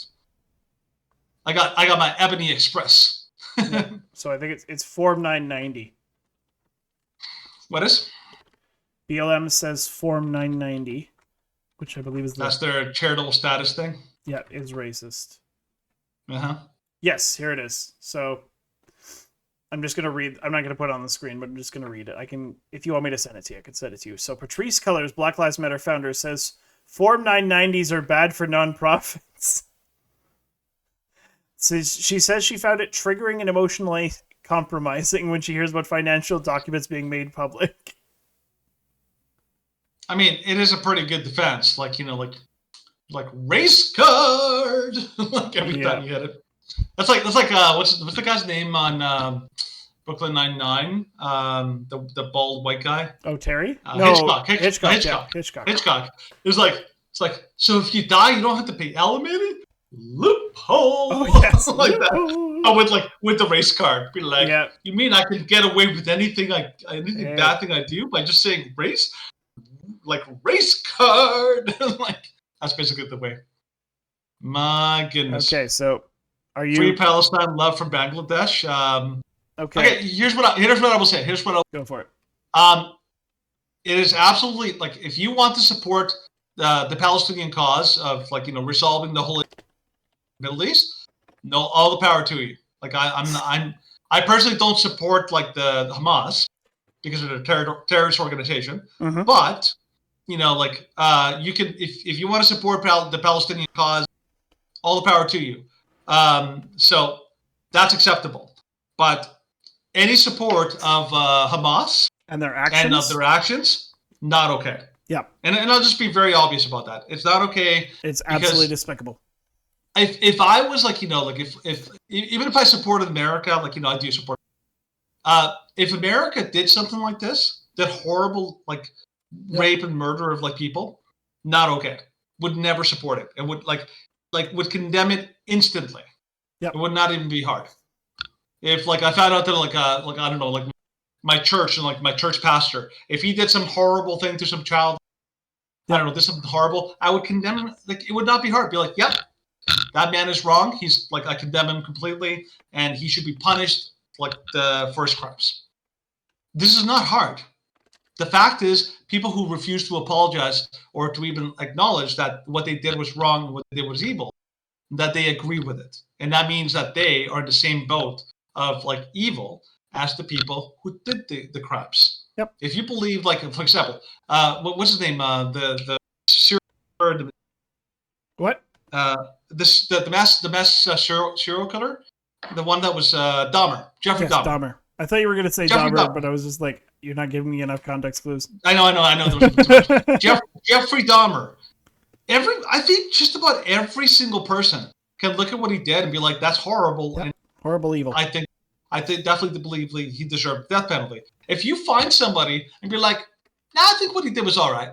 Definitely justifiable," you would be like, "Excuse me?" Like, that person is now morally suspect. That is the same thing. That is the equivalence here.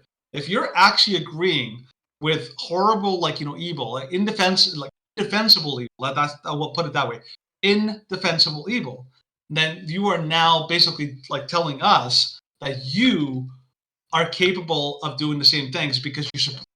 So yeah, I would say that to anyone who would support what happened. Yeah, definitely be careful of that. So, do you want to go to the last story there, Stephen? Like the one? Yep, let's do it. Canadian the Union of Public Employees. By the way, this guy's already a douche. Yeah, total douche. Not surprised at all that he was part of this. So. No, not in any way. So, Canadian Public Employees Union celebrates Hamas terrorist attack in Israel. So, Canadian Union of Public Employees has once again roused the fury of Canadians for taking a radical political stand. This time, Local 3906, representing over 3,000 taxpayer-funded employees in the Hamilton area, made a since-deleted post on X Saturday in response to the Hamas invasion of Israel. Palestine is rising, long live the resistance. So this is the post that was in original, Nadia Boussada. Colonialism stifles imaginations today as Palestinians break down colonial barriers. They breathe life into the dream of an open, liberated geography. And so they're like, long live the resistance. And this was, I don't know exactly what time it was that they posted this. I could probably find out before too long. But it's clearly after the attacks began. Obviously. So accompanying this call to arms for an execrable terrorist organization was this completely dissonant quotation that someone equated the murder of women and children to love. CUP cited the quote from writer Ghassan Kanafani, who stated, everything in this world can be robbed and stolen except one thing. This one thing is the love that emanates from a human being towards a solid commitment to a conviction or cause. It prompted a torrent of angry posts. We should let this particular response represent the general level of outrage from those wondering how government union thinks it has any business inserting itself into the conflict on the side of killers. F-U-Q. Yep. Whenever I've responded to Fred Hahn, who's the leader of the Canadian Union of Public Employees a few times. Yeah, every time that they complain about something, my constant response is cope harder, Coop. Cope harder? Cope harder, Coop. Cope harder, Coop. By the way, the funny thing is, one of the most bizarre parts of the intersectional, alliance on the left is the Queers for Palestine. Yep. That was the most bizarre one. Like the guy there, the one that was featured at the top of this the story. That guy, if he ever found himself in the Gaza Strip, was ever there instantly openly, killed, he would be thrown off a roof by everyone in there. Like, good luck. You would not last 2 seconds. And that's not like I'm not wishing that. Like, the problem is that, I swear, there is a literal, insanity, lunatic, insanity in queer people who have no clue that if they ever found themselves in a very, militant and very fanatical, Islamic country, that they would be, sought out and murdered instantly. They talk about, how Christians are the worst thing. Horrible and all that. Good luck surviving in a Muslim country. Oh yeah, and that's not even just being hyperbolic. It's being real. It's literally stories I have heard from people who have gone to the Middle East. I've heard stories of people who were these are gay journalists, openly gay journalists. Somebody recognized them in a Muslim country like Egypt. and they're like, hey, that's that gay journalist and all that. Immediately the crowd turned on them, and they had to run for their lives. Yep. Because the second they found out this is one of those gay, people or whatever, like they went, because they in this kind of ideology, the Islamic worldview, they don't believe in tolerance, and they're not led by the virtue of love. Like, love is not a virtue in Islam. It's not. It's a virtue only for those who are within your circle, which is like the Islamic. If you're a Muslim, you have love for Muslims. Mm-hmm. If you are not a Muslim, they're not commanded to love you. Well, in fact, they're commanded to kill you. Yes, they're commanded to hate you. I know. Right? Like, I've had to tell that to a lot of the people that I know, like my coworkers, and they're like, "Oh no, like Islam is a religion of peace," and I'm like, "You know what the Quran says about you?" And he's like, "What do you mean the Quran doesn't talk about me?" And I'm like, looking it up, and it's like, "You shall kill them wherever they are." And he's like, "What?" He's like, "That's literally what it says." Yes, that's what it says. Mm-hmm. It's like, those who are like saying that they're peaceful, yeah, like, I'll give them some credit, but they also can't be called like true Quran following Muslims. Yeah, and I get it, but there's a lot of people in the West have this skewed view of Islam, because a lot of the people who practice Islam practice an extremely moderate version of it. Like a super moderate version of it, the one that like tries to water down and tries to excuse some of the words of the Quran, or even tries to argue that hardcore things that they could just safely ignore, which I understand. Like, they're trying to come up with a more Western version of Islam, but most of the Islamic world, all over the Middle East, they're far more fanatical. Fanatical by, they're very super hyper serious about following word for word. And I remember hearing somebody good way of putting it. If you have a Christian who is hyper fundamentalist, tries to follow the New Testament word for word and lives it out, the more closely you live according to the New Testament, the more peaceful you will be. Yep. Whereas in Islam, the more closely and fanatically listen, the more violent you will be. Yeah. Veldrain has a great point. People of Islamic faith are very peaceful in small numbers. As soon as they form a large group, they do as their religious doctrine dictates. I don't know how to put this nicely. It's a barbaric religion. And this is ultimately true. There's still, I believe, I'd have to double check this, but I know in the past few years, there is a apartment building in Toronto that officially, the police have basically declared this apartment building a no-go zone, and this apartment building operates under Sharia law. Yeah. Because the Muslims have taken it over. It's kind of like the no-go zones in Sweden. Yep. In Australia and a lot of other places. Yeah, and we have to be careful of that, because people are actually starting to wake up. The whole threat of the Islamic expansion was muted. After 9/11, there was for 10 years it was always worries about terror attacks and terror. And for a long time, terror attacks kind of went away for a while. They weren't anywhere near as prominent as they were.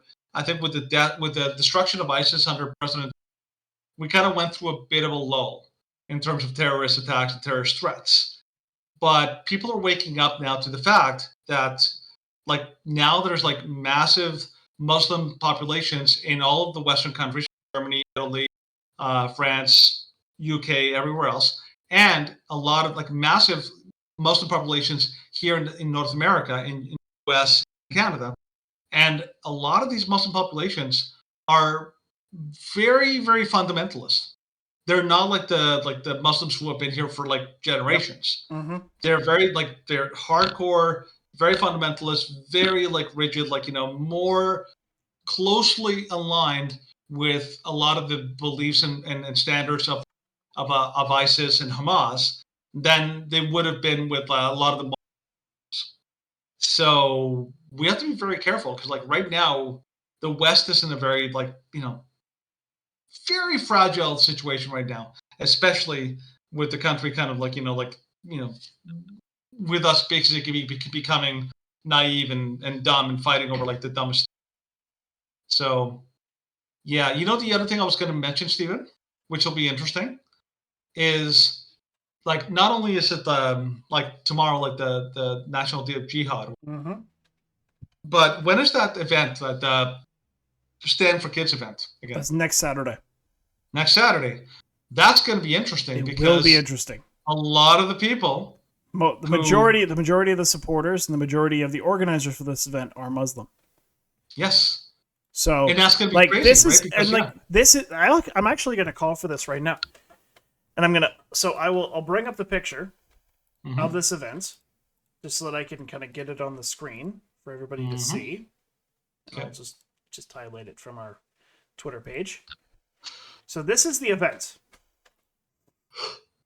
on October the 21st. Don't know the exact time. I'm assuming it's going to be 1 p.m. at City Hall because that's usually when most of these events happen. Yeah. This event, as with pretty much all the events for the hashtag Hands Off Our Kids Million March for Kids, almost all of them have been fundraised, have been supported, have been put on by Muslim faith groups here in the cities of Canada. Now, unfortunately, as we know, Muslim groups here in Canada are much more likely to support the groups of Hamas than they are to support the Israelis. It's true. And, yes, we do stand in solidarity with Muslim parents against the Canadian government, because what the Canadian government is trying to foist and trying to push onto children, and the brainwashing and the indoctrination that they are trying to kind of compel your kids to move towards is absolutely unacceptable, and our children are not for sale. They are not your guinea pigs. Yep. So this is, and yes, I'm going to say that this is a call to action. Christians need to, yes, sorry. Quick note. I just found out the rally support 12. Sorry? Oh, no, sorry. No, I'm wrong. This is the one from Surrey. Keep going. Sorry. I thought this was the Calgary one. Okay. Yeah, I'll look up. If I find it, I will post it on our Twitter page and our Facebook page and kind of let people know. Because I've had a lot of people that are interested in this event and have been posting, when is, what time, where is it. So we're going to keep you appraised and keep everybody informed. But we need Christian parents. We need Christian families to stand up and be just as big of a voice. Because when you have the biggest voice standing for children, and unfortunately a large segment of that group also supports the mass deaths of a group that they don't like across on the other side of the world, then that gives the enemy a weapon against us. Be like, look at this. You're also, you're standing with them and they support this. Be like, yes. I don't agree with them on everything. I agree with them on this. But guess what? We want to have just as many or more, because the Christian community here in Calgary is so much bigger. And I got mad kind of at the March for Life last week. Because the March for Life had 150 people out of 300,000, 400,000 professing Christians in this city? And we couldn't get more than 200 people? This event is something that every Christian, even the ones that are loosey-goosey, even the ones that are sort of we're more progressive, you should still stand up against the indoctrination of kids. And people are like, oh, they're not your kids. No, my kids, thankfully, I have the ability to send my kids to a private school where my children are not indoctrinated by the public school system. But many people do not have the opportunity and the availability to seek that. And so because they do not have the availability or the option to seek that, then we must stand up for them. We have to rise up as a Christian community and as a group of parents in Calgary and across Canada and across the world to stand up for children, because they are innocent. And I've had many conversations with people, and they're like, oh, why are you standing with child abusers? I'm like, what are you talking about? And they're like, children should be able to do what they want. And I'm like, children cannot get a tattoo without permission. Children cannot get Tylenol without permission. They cannot vote. They cannot smoke. They cannot drink. What they always forget is that parents are the first line of defense protecting kids from predators. So you're advocating to basically remove parents from the equation. Yep. And that basically opens kids up to all sorts of abuse. All manner of abuse and evil. The kids that are the most open and easy targets for child predators, for indoctrination, for grooming, gangs, for anything like that, are the kids who have a very loose relationship and a very loose protection from their parents. Those are easy kids to pick off. So the fact that they're advocating for weaker parental rights is the opposite. So I'm curious to see what happened, because like in the last March for Children, it was like Antifa and all the leftist groups, they were super against the Muslim, like like parents and all that. Like there was like a very like strong standoffishness like to it. But now I think like people like groups like Antifa, BLM, all this kind of, they're gonna have a tough choice, because this is gonna be like they don't like the cause, but at the same time they know that they kind of have to side hard with like Muslim in terms of like the Palestine thing. So like I don't know. I'm curious to see what Antifa's gonna do. Yep. To make on this one, and I'm not really sure which way they're gonna go. No, it's gonna be interesting. Yeah. Because they got themselves into a pickle. Yeah, because they don't like it's actually been confusing for the left, because they usually are very much like, oh, like Muslims get a pass, and now with the parental rights issue, Muslims are against them, and they don't know what to say, and they don't know what to do. And with Palestine, it's like, oh, well, now we have them back on our side. Yeah, I saw this one this one march. I don't remember where it was, but it was like a whole bunch of pro-Palestine that was interviewing, just like asking them questions. And guess who intervened to stop him from asking questions to anybody in the Muslim? Guess who was getting in the way? Guess who was getting in the way from? Yeah, who was blocking the True North from asking? Oh, from asking questions of Muslims? Yeah. It was Antifa. Antifa, a whole bunch of white guys wearing like the black bloc clothing, their like faces totally covered, and of course using the umbrella tactic. And I was like, you guys are Antifa. You're standing with a group that would annihilate you in a heartbeat if they had the power, if they had the chance. They would absolutely like wipe you out. Like it's like good luck. Yep. But that's the lunacy of the left, right? It is. It is the lunacy of the left. Anyways, so I know today is a bit of an earlier show, but we did go for nearly 3 hours on Tuesday. And, some of us have to sleep some of the time. Yeah, and I don't want to stay too late for my because you have family here and you don't want to be loud and talking too much when they're going to bed. So. I'm Mexican. I can't help it being loud. I know. Built into the DNA. I know. That's why I got mad at you, because my microphone does not handle your loudness.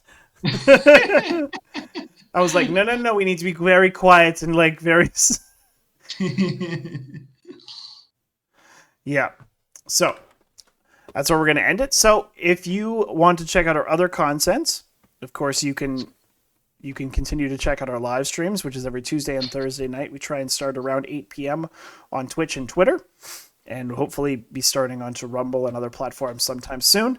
You can also find our videos about separate topics on YouTube, BitChute, and Rumble. And you can check us out at theshrewddudes.com or on our text platforms at Gitter, Twitter, and Facebook. So, without any further ado, Danny, sign us out. Hey, we're the Shrewd Dudes. We love to show you the information, show you how to deal with and always how to respond with tact and precision. So our motto, as always, is why be rude when you can be shrewd instead. Thank you for watching and listening. We'll see you again on Tuesday.